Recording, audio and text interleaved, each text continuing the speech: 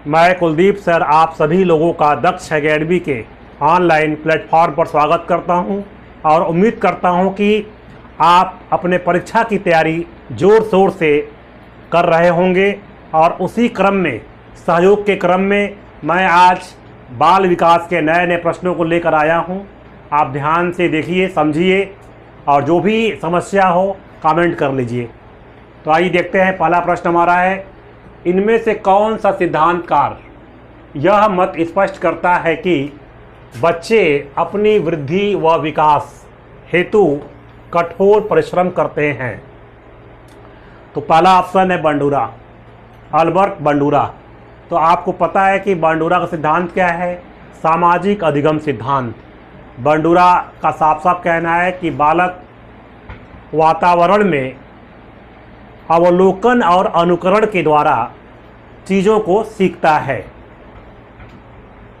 Skinner है, इनका कहना है कि क्रिया प्रसूत अनुबंधन सिद्धांत, जिसे नैमित्तिक सिद्धांत भी कहते हैं, और इन्होंने बाह्य पुनर्बलन पर विशेष बल दिया है। जीन पियाजे हैं, जीन पियाजे अवस्था सिद्धांत के लिए प्रसिद्ध हैं और उन्होंने अवस्था सिद्धांत के अंतर्गत बताया है कि बालक नन्हा वैज्ञानिक होता है और वातावरण में अपने प्रयासों से अंतःक्रिया के द्वारा अपने ज्ञान का निर्माण स्वयं करता है। तो बंडूरा नहीं होंगे, स्किनर नहीं है, पियाजे नहीं है, तो बचा क्या आपका? मैस्लो, अब्राहम मैस्लो इनका पूरा नाम है। अब्राहम मैस्लो का सिद्धांत है आवश्यकता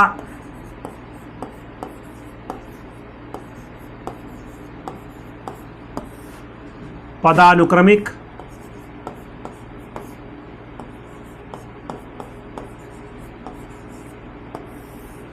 सिद्धांत।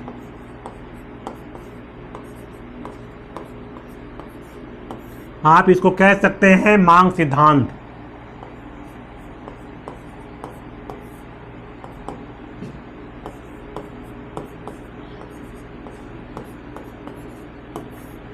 परीक्षा में यही पूछ देता है कि मांग सिद्धांत का प्रतिपादक कौन है? तो अब्राहम मैस्लो। आवश्यकता पदानुक्रमिक सिद्धांत का प्रतिपादक कौन है? Abraham Maslow. अब्राहम मैस्लो ने अपने मांग सिद्धांत को पिरामिडी आकार दिया है। तो देखिए कैसे दिया है उसने है। पिरामिडी आकार में अब्राहम मैस्लो ने सबसे नीचे रखा है शारीरिक आवश्यकता को,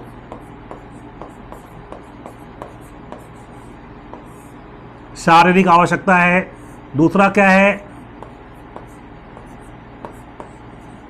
सुरक्षा आवश्यकता है। तीसरा क्या है? समाज।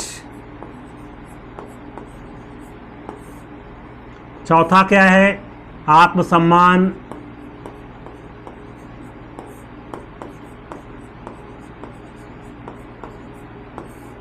और पांचवा और अंतिम क्या है? आत्मसिद्धि।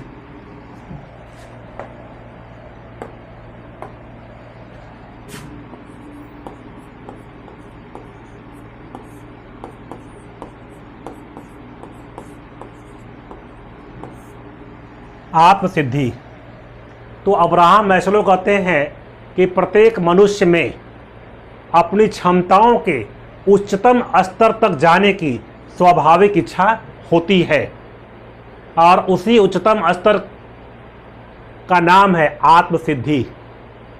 यहाँ तक पहुँचने के लिए प्रत्येक मनुष्य स्वयं से प्रेरित होते हुए अपना प्रयास करता है।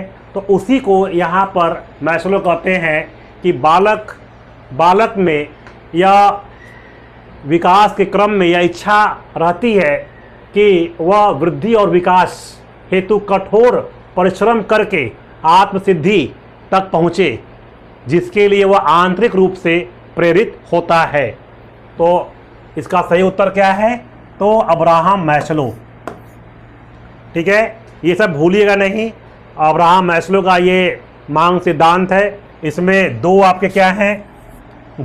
मौलिक हैं, मूल हैं, और तीन क्या आपके हैं? गौड़ हैं। ये सब ध्यान रखिएगा, पढ़ा चुका आपको पहले का हूँ। आगे बढ़ते हैं। किस मनोवैज्ञानिक के अनुसार विकास एक सतत और धीमी प्रक्रिया है? किस मनोवैज्ञानिक के अनुसार विकास एक सतत और धीमी प्रक्रिया है? पहला ऑप्शन है कोहलर। कोहलर का सिद्धांत है सूझ का सिद्धांत या अंतर्दृष्टि सिद्धांत, कई बार एग्जाम में आ चुका है। दूसरा है जीन पियाजे। जीन पियाजे साफ साफ कहते हैं कि पूरी तरह से विकास सतत नहीं होता है बल्कि अवस्था आधारित होता है। वो अवस्थाएं क्या क्या होती हैं? तो संवेदी गामक अवस्था, पूर्व संक्रियात्मक अवस्था, मूर्त अवस्था और अमूर्त अवस्था। तो फिलहाल में कोहलर होंगे नहीं, पियाजे हैं नहीं। हरलॉक का देखते हैं। हरलॉक कहते हैं कि अभिवृद्धि और विकास तक सीमित नहीं है बल्कि प्रगतिशील परिवर्तनों का क्रम है जो परिपक्वता की ओर अग्रसर होता है। तो ये परिभाषा यहाँ मैच नहीं कर रही है, हरलॉक भी नहीं होंगे। ये परिभाषा है स्किनर की। स्किनर ने साफ साफ कहा है कि विकास अचानक से नहीं होता है, विकास एक सतत और धीमी धीमी, यानी कि विकास निरंतर चलता है लेकिन धीमी धीमी प्रक्रिया के रूप में चलता है। तो यह कथन है स्किनर का। प्रश्न संख्या 3, विकास में वृद्धि से तात्पर्य है। विकास में वृद्धि से तात्पर्य है, देखिए बहुत बारीकी से करना आपको है। विकास में वृद्धि, ये बात कर रहा है वृद्धि की, ठीक है, ध्यान दीजिएगा। लिखा जरूर है विकास, ये पूछा क्या है? वृद्धि से तात्पर्य पूछा है। तो देखिए ज्ञान में वृद्धि, आप अच्छी तरह जानते हैं कि वृद्धि का संबंध किससे है? शारीरिक परिवर्तन से है। और यहाँ क्या लिखा है? ज्ञान में वृद्धि। ये क्या है? मानसिक विकास की बात कर रहा है। संवेग में वृद्धि, ये भी क्या है? मानसिक विकास की बात कर रहा है। डी है आकार, सोच, समझ, कौशलों में वृद्धि, ये भी क्या है? मानसिक विकास की बात कर रहा है। तो ए, बी और डी को काट दीजिए, बचा आपका सी। उत्तर तो आ ही गया है, लेकिन वजन में वृद्धि कैसे संबंधित है वृद्धि से? तो ध्यान रखिए कि वृद्धि क्या है? तो वृद्धि कोशिकाओं का नियमित बढ़ोतरी है जिसे मापन में ला सकते हैं, जिसका माप तौल कर सकते हैं या मात्रात्मक होता है। तो शरीर का बढ़ना का माध्यम के रूप में क्या आ जाएगा? वजन। तो इसका उत्तर क्या होगा? वजन। वजन में वृद्धि, ठीक है, इसका सही उत्तर क्या है? वजन में वृद्धि। नेक्स्ट,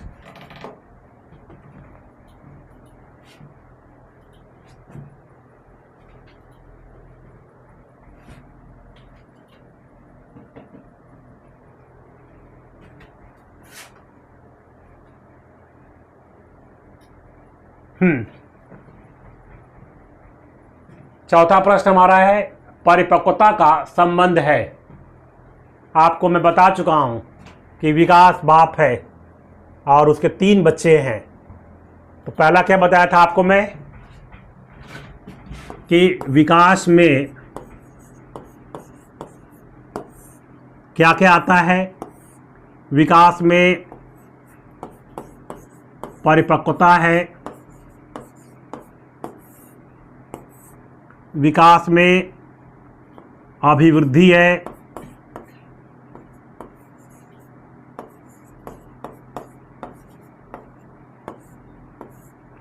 और इसमें अधिगम भी है।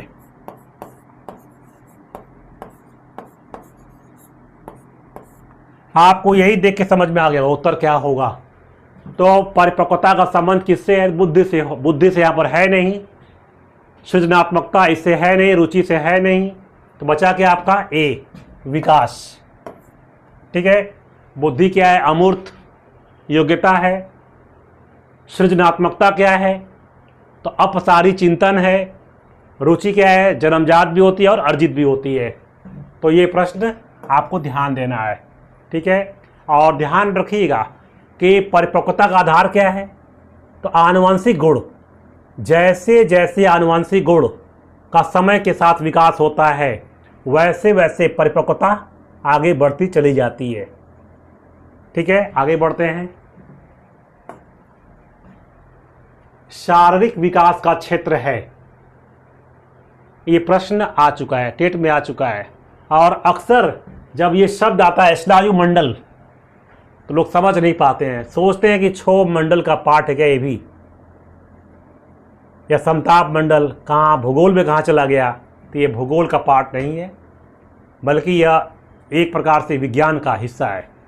तो स्नायु मंडल को कहते हैं नर्वस सिस्टम। क्या कहते हैं? नर्वस सिस्टम, तंत्रिका तंत्र।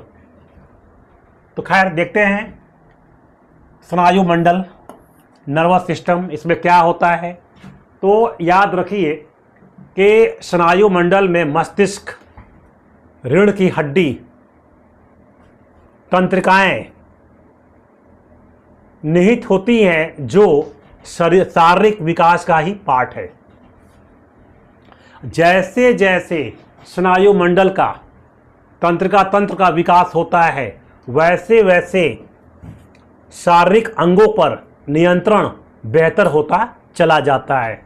तो सामान्य सी बात है, पूछा है शारीरिक विकास, तो शारीरिक विकास का संबंध किससे है? स्नायु मंडल से है, नर्वस सिस्टम से है।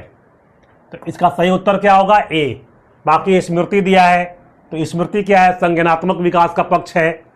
अभिप्रेरणा है जो आंतरिक शक्ति है। समायोजन क्या है? तो परिस्थितियों में तालमेल बैठाना क्या है? समायोजन है, अर्थात संतुलन है। तो ये समझ में आपको आ ही गया होगा कि स्नायु मंडल क्या है, तो नर्वस सिस्टम है। इसका जैसे विकास होगा वैसे वैसे शारीरिक अंगों पर नियंत्रण का विकास होगा। छठवां प्रश्न देखिए, शरीर की आकार में वृद्धि होती है क्योंकि, फिर से आगे वृद्धि, शरीर के आकार में वृद्धि होती है क्योंकि, तो यहां तो साफ साफ दिख रहा हमारा है कि शारीरिक व गत्यात्मक विकास। तो इसका सही उत्तर क्या है आपका? ए है, शारीरिक व गत्यात्मक विकास, ठीक है। बी क्या दिया है? संवेगात्मक विकास। सी क्या है? संज्ञानात्मक विकास। और डी क्या है? नैतिक विकास। ये तीनों क्या है? ये तीनों आपके हैं मानसिक विकास।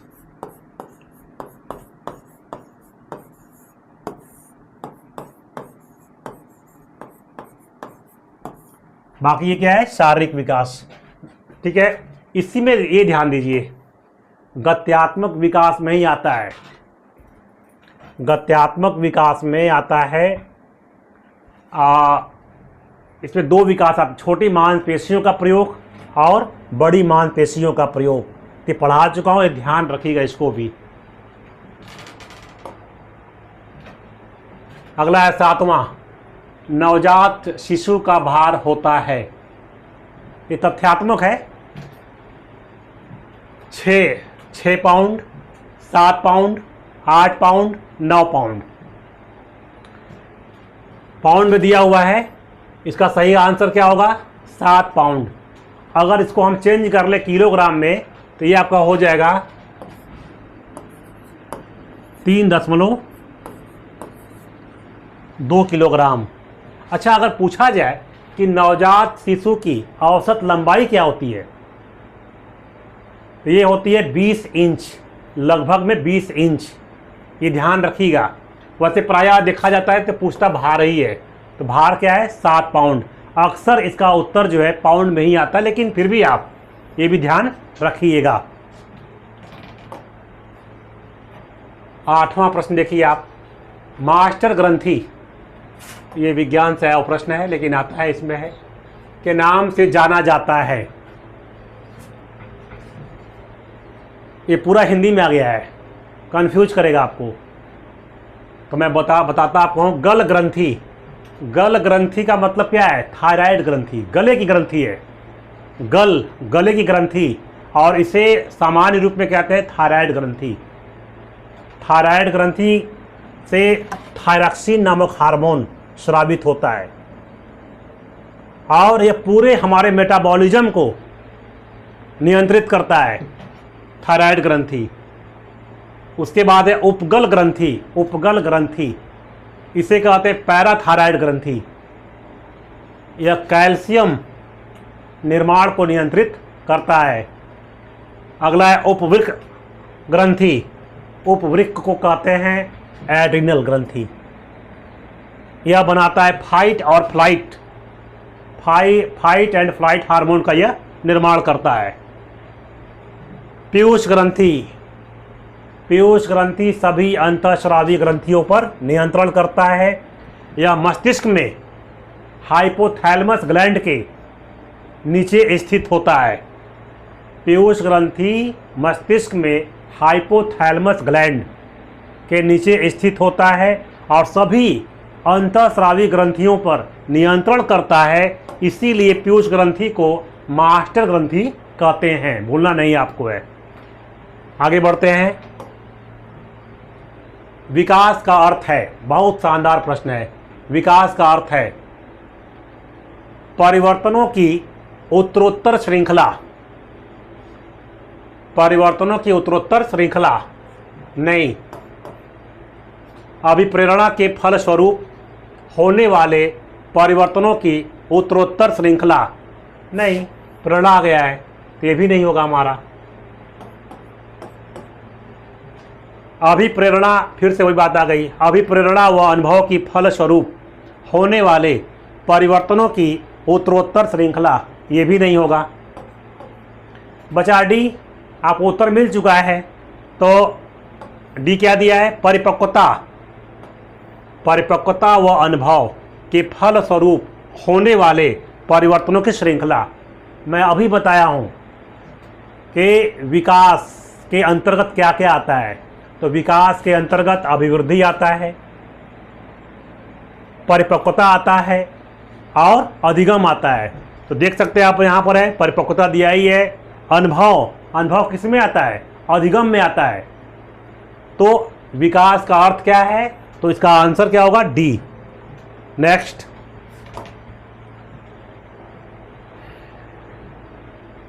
विकास के संदर्भ में निम्न में से कौन सा कथन सत्य नहीं है?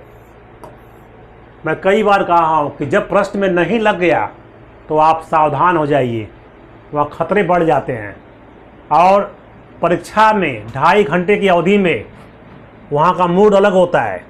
आप घर पर करते हैं तो अलग मूड होता है, लेकिन परीक्षा भवन में जब करते हैं तो वहाँ मूड अलग होता है। वहाँ घबराहट होती है, जल्दीबाजी होती है, समय की लड़ाई होती है।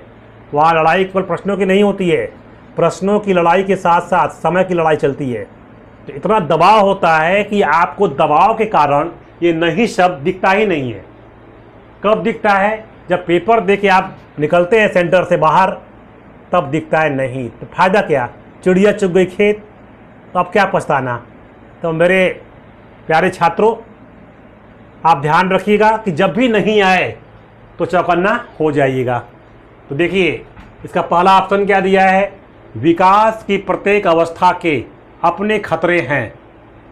नहीं पूछा है, विकास की प्रत्येक अवस्था के अपने खतरे हैं। जरूर खतरे होते हैं। शैशवावस्था है,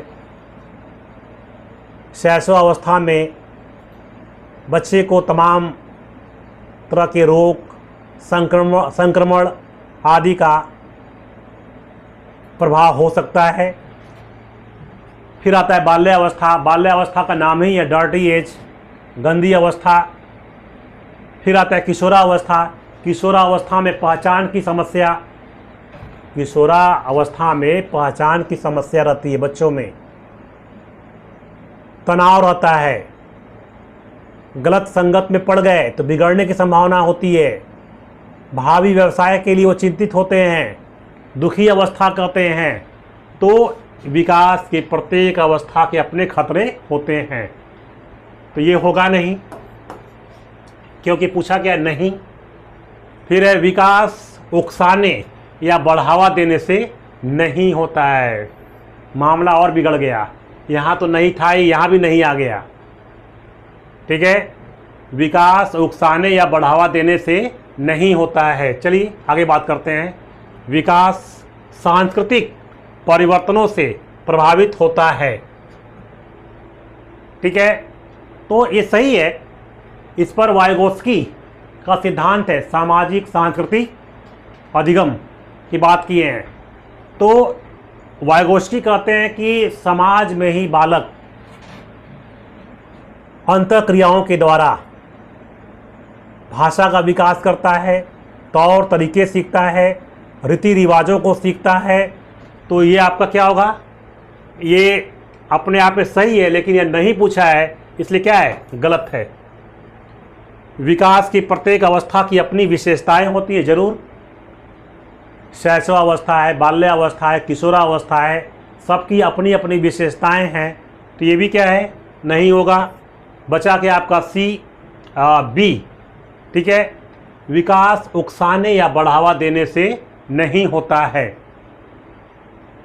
इसका कहने का आशय है कि विकास उकसाने या बढ़ावा देने से नहीं होता है, जबकि होगा क्या कि होता है। आप छोटे बच्चों को माहौल दीजिए, मोटिवेशन दीजिए, पुरस्कार दीजिए, तो उनके सीखने समझने की गति में विकास होने लगता है। तो यह लिखा है नहीं होता है, तो इसका मतलब क्या हो गया कि इस प्रश्न के हिसाब से सही उत्तर क्या होगा, बी। आगे बढ़ते हैं।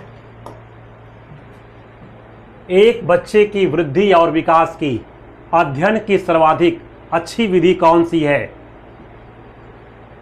सर्वाधिक अच्छी विधि पूछा यहां पर है। पहला है मनोविश्लेषण।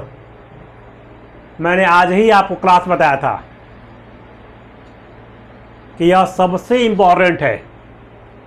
हर बार पूछता है कि इसके प्रवर्तक कौन है। सिगमंड फ्रायड, जिन्होंने मन के 3 प्रकार दिए हैं, चेतन, अर्धचेतन और अचेतन। पढ़ेंगे व्यक्तित्व में तो इन्होंने बताया है ईड, ईगो, सुपर ईगो। तो सर्वाधिक अच्छी विधि की बात कर रहा है, तो ये होगा ही नहीं। तुलनात्मक विधि है, इसमें एक बच्चे का दूसरे बच्चे के साथ तुलना की जाती है, ये भी नहीं होगा।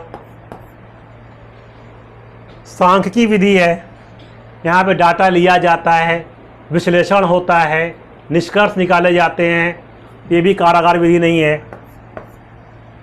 बचा आपका विकास ही है। पूछा है कि एक बच्चे के वृद्धि और विकास के अध्ययन की सबसे अच्छी विधि कौन सी है, तो क्या होगा, विकासी विधि। क्या होगा, विकासी विधि।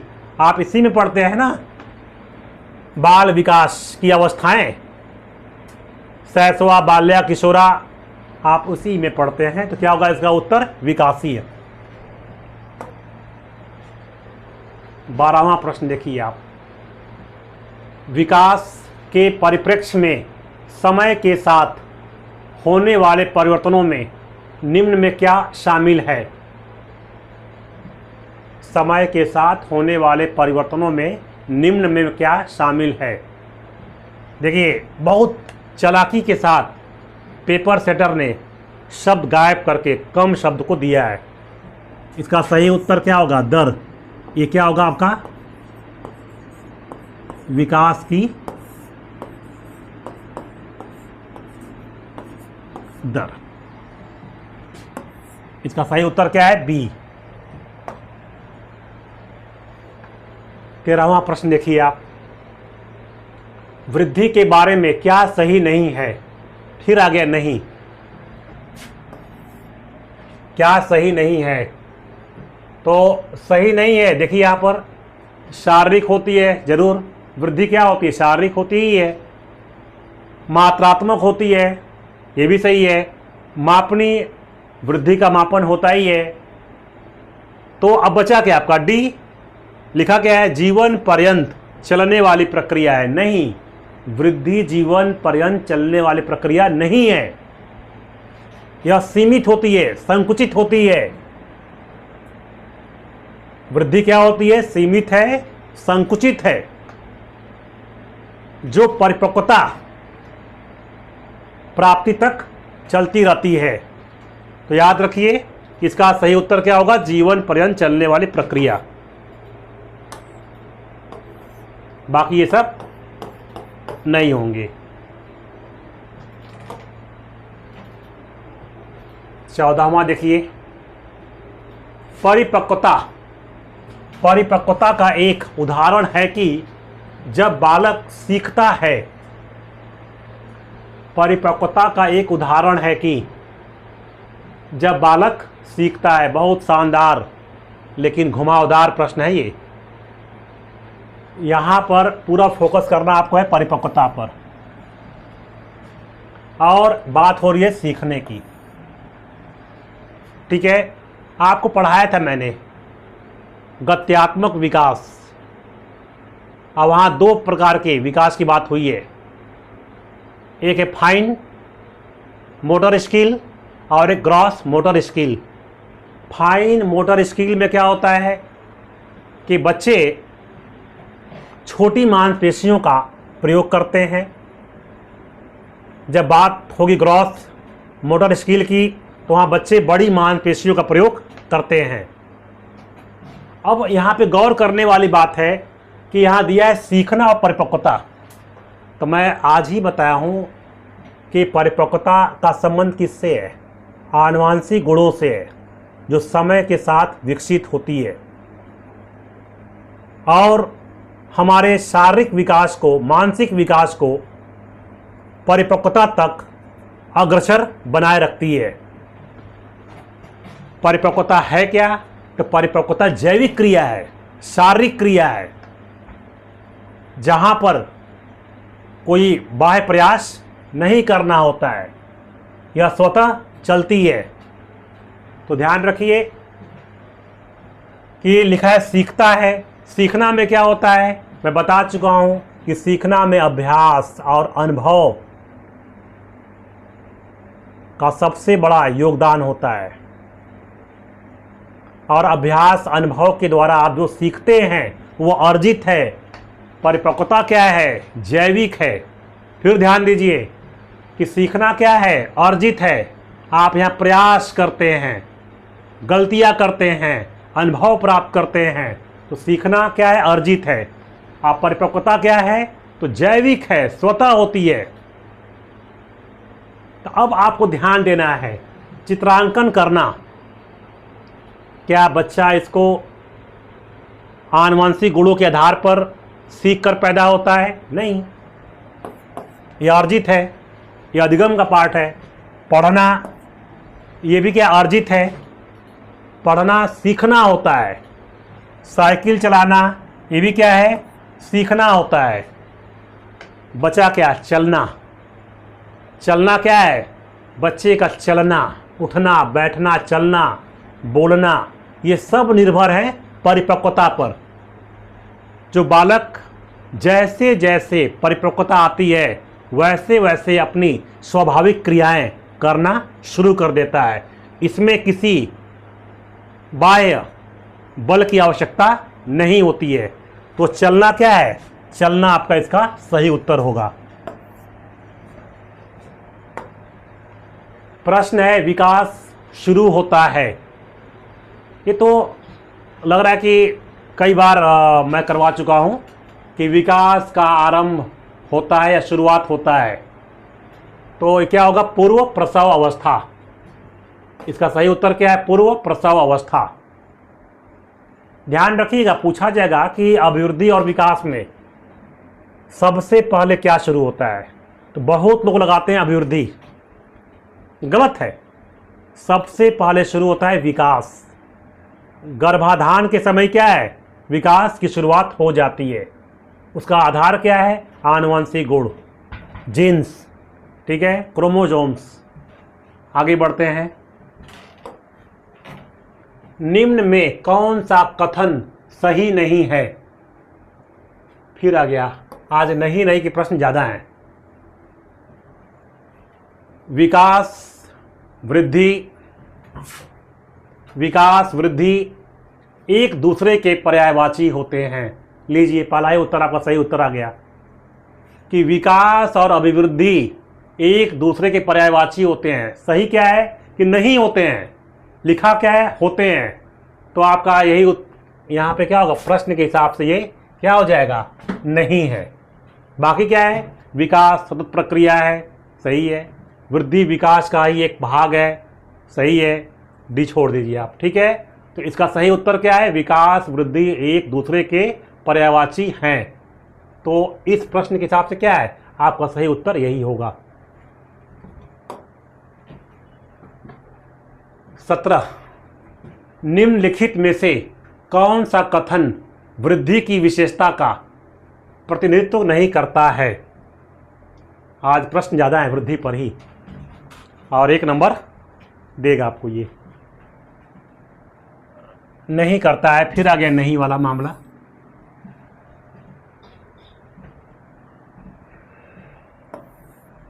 लिखा क्या है, एक मात्रात्मक पहलू है, मापन योग्य नहीं है, जीवन पर्यंत नहीं है, केवल शारीरिक विकास को दर्शाता है।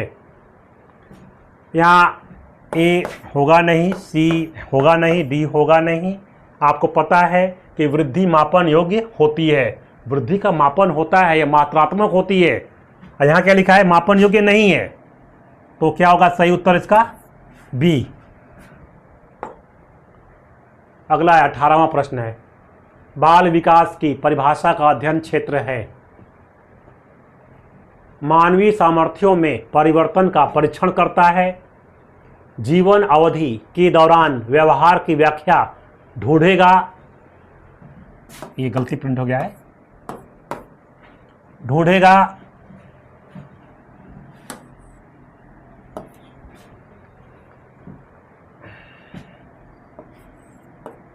बच्चों की वयस्क तथा वरिष्ठ नागरिकों के साथ तुलना करेगा। ए बी सी नहीं है, बचा है डी आपका।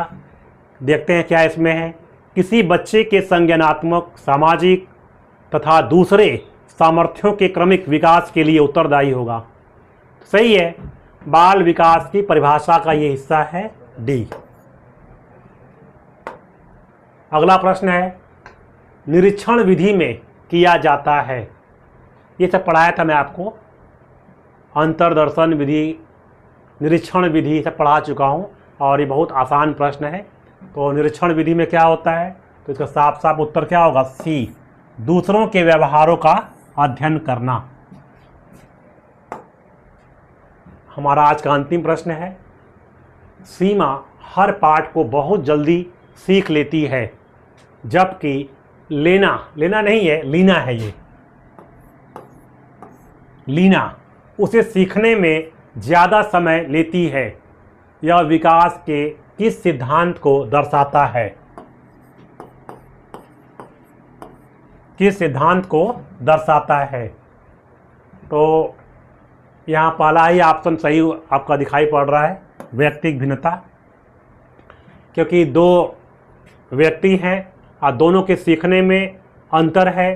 तो मैं बता चुका हूँ कि व्यक्तिगत भिन्नता क्या होती है, तो शारीरिक, मानसिक, सामाजिक, नैतिक, भाषागत आधारों पर दो व्यक्ति में भिन्नता पाई जाती है, जिसे व्यक्तिगत भिन्नता कहते हैं।